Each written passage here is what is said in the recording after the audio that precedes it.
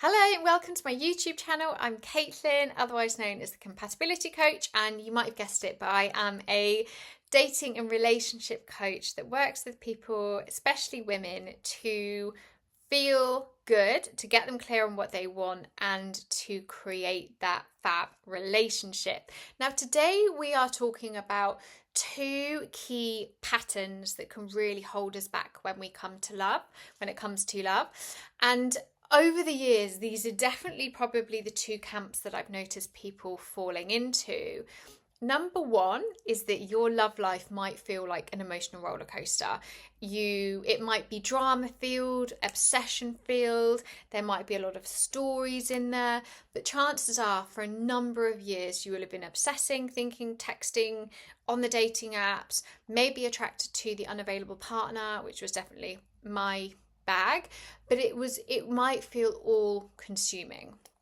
The second category or pattern is silence.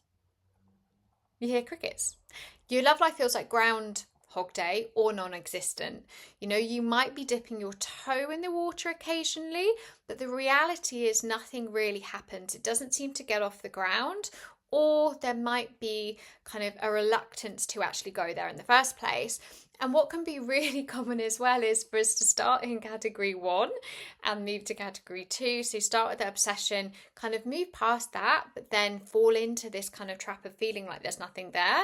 Or potentially when you do dip your toe back in the water, we go right back to number 1. Now, the reason that I'm talking about both of these in the same video is whilst on the surface they might seem night and day, really they're two sides of the same coin. Because the thing that links both of them that we have to really acknowledge and deal with in order to change this is that they are both linked by avoidance. Okay, and I know that especially the people who might be sitting in that like obsession category, and this was definitely what I would have said back in the day, but like, that's bullshit. I spent all my time trying to find love, not avoid it.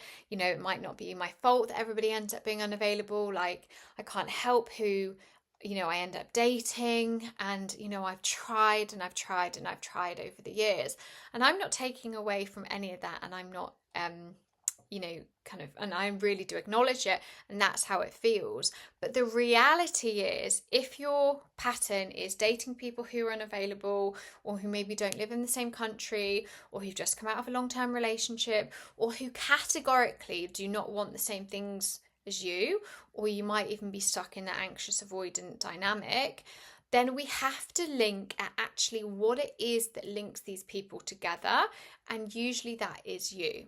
Okay, so if you are choosing these people, if these people are your pattern, then there is a reason why.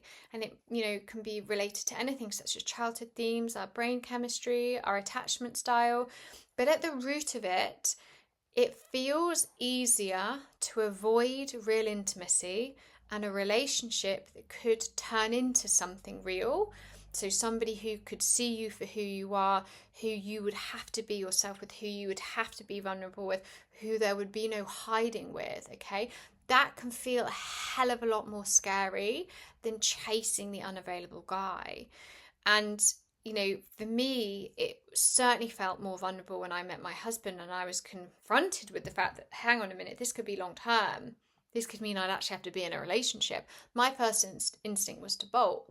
And luckily, I'd done enough work on my patterns by then, so I didn't. But you can see that even if we're chasing and obsessing, that if there is the avoidance for something that is real, it is the same thing as avoiding doing anything in the first place. And our brain knows what it's doing, and this is why it can be so difficult to get out of these patterns.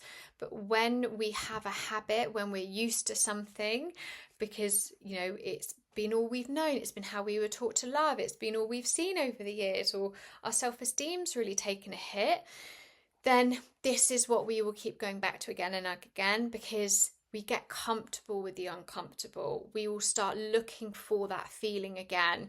So, if we are dating somebody who's nice, consistent, normal, or whatever, it can feel really boring. It can feel alien. We'd rather just avoid it in the first place. So that is why it is so important to do this work, because we need to be able to create something for ourselves where we are comfortable with feeling seen, with being listened to, with somebody showing up, with love being consistent, rather than falling back into these dynamics. And yeah, we will keep going back to what we know until we do whatever it is that means we actually stop that. And I'm going to do another video actually on kind of how to get out of that grey area between falling for somebody who's unavailable but then not quite having the attraction with people who are. So I'll think about that for next week. But in order to kind of tackle this sneaky avoidance that crops up, I popped some questions here, which I thought could be quite good for you going away to do the self-exploration work as a starting point. But number one, I've written them down so I don't forget them. I'd like you to ask yourselves kind of, in what way, depending on where you fit in, have you been keeping this pattern alive, and how could you take accountability for your role? That doesn't mean taking responsibility for what unkind behaviour or what other people have been doing, but how have you been living this pattern? What is your responsibility here? Okay. Number two, I would like you to look inwards and ask yourself, perhaps, what is it about avoiding love or dating or relationships or whatever, whether you're obsessing or whether you are just totally avoiding it, that feels safer or more comfortable?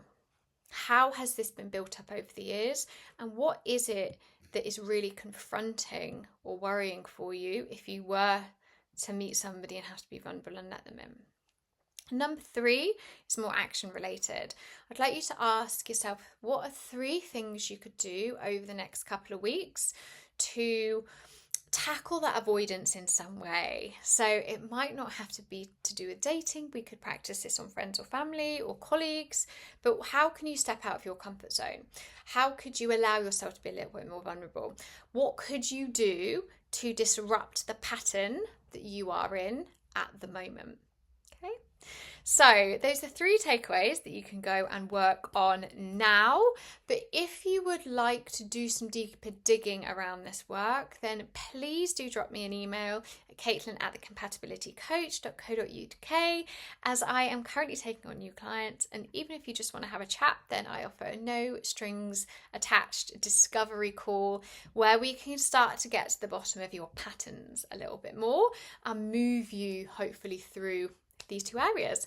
But I hope that was helpful, and it might have shed a little bit of light on why your love life can feel like a roller coaster or nothing at all. And I will see you next week.